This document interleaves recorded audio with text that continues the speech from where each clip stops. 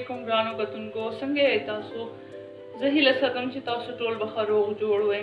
څنګه چې موږ ټول خبر یو چې یو څو ورځې پاتې دي روژې راتللو کې، نو بیا به که خیر روژې میاشت شروع شي. نو روژې میاشتې دپاره موږ خاص تیاریانې کوو. خپل کار اسانولو دپاره موږ هم یو څو تیاریانې کوو. نو نن به موږ ستاسو وړاندې یو مساله تیارو. دا مساله به زموږ روژې میاشتې کې هره ورځ استعمالیږي افطار کې. نو دا د پکوړه مکس یعنی مساله چې کومه موږ استعمالو په پکوړو کې. نو دې دپاره چې کوم انګریډینټس موږ له پکار دي هغه به موږ تاسو ته وښایو. نو دلته موږ 15 غټې چمچې دنیا راخیستې ده. دنیا موږ لږ شان ګرمه کړله چې د دې نمي ختمه شي. که ستاسو ځای کې نمي نه وي نو همداسې مکسر کې واچوئ او بس یو 2 سیکنډه پسې د بند کې نو دغه شانتې رف شان چې جوړه شي نو بس بیا ټیک ده. نو 15 چمچې دنیا، 15 چمچې زیره، یو د چایو چمچ ډکه د سپیرکیو او یو غټه چمچ برابر اناردانه، یو د چایو چمچې برابر کلونجي، وچې کړي ملکوزو پاڼې. دا آپشنل دي، که ستاسو نه وي خوښې نو مه استعمالوئ. دې نه علاوه تاسو وچه دنیا، وچه پودینه هم استعمالولی شئ. دې سره هم پکوړې ډېرې زیاتې مزدارې جوړېږي. 2 غټې چمچو برابر مالګه، 3 غټې کشغې ډکې د دړۍ مرچو. نو دا ټول شیزونه موږ ډېر ښې طریقې سره پاک کړل. موږ چک کړل چې دې کې چېرته کاڼي یا شګه او یا ډکې مکي دا څه وي نو هغه ترې موږ اخوا کړل.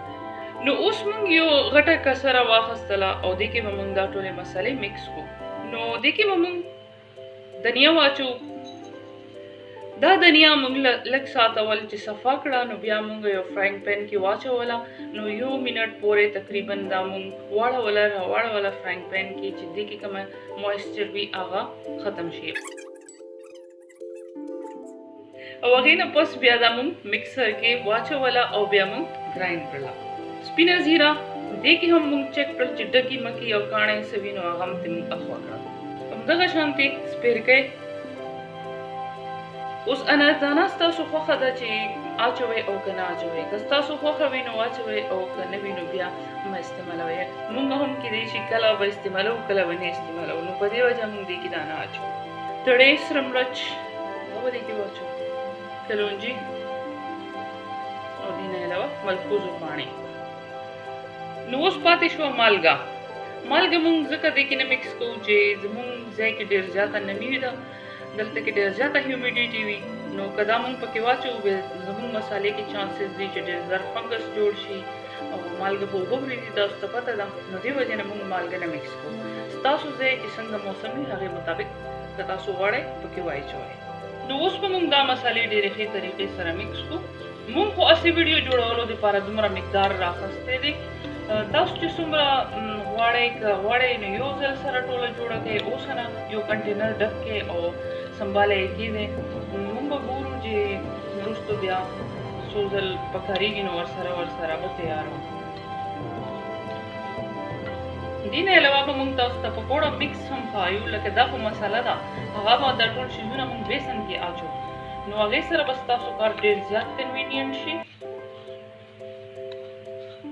دا ټول شیزونه ډېر ښې طریقې سره مکس کول ضروري دي چې داسې نه چې یو ځای کې سپیرکی جمع شي یا کلونجي جمع شي نو بیا به ذایقه ټوله په یو ځای باندې فوکس وي. نو بیا به ټول پکوړه خرابه شي. نو دلته موږ یو ګلاس کنټینر راواغستلو.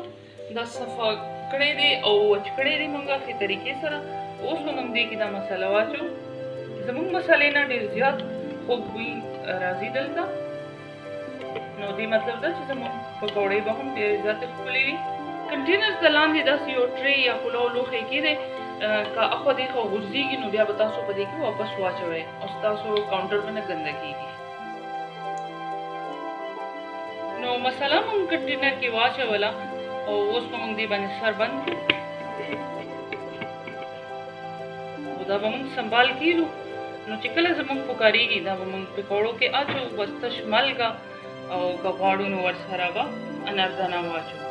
اوس تاسو ګورئ څومره زموږ کار اسان شو. یو ځای ټول مسالې اصل خو به موږ خوا منډې وهو، دې خوا به منډې وهو او چیزونه به ګورو لټو به، نو دا ډېر زیات اسان شروع زموږ کار. نو دا صرف روجې دپاره نه ده، روجې نه علاوه هم تاسو دغه شان ځان له کنټینر ډک کیدی چې کله غواړئ نو بس بیا راوالی او استعمالي کړئ. نو زه هیله ساتم چې ستاسو به زما نننۍ دا مسالې جوړولو طریقه خوښه شوې وي.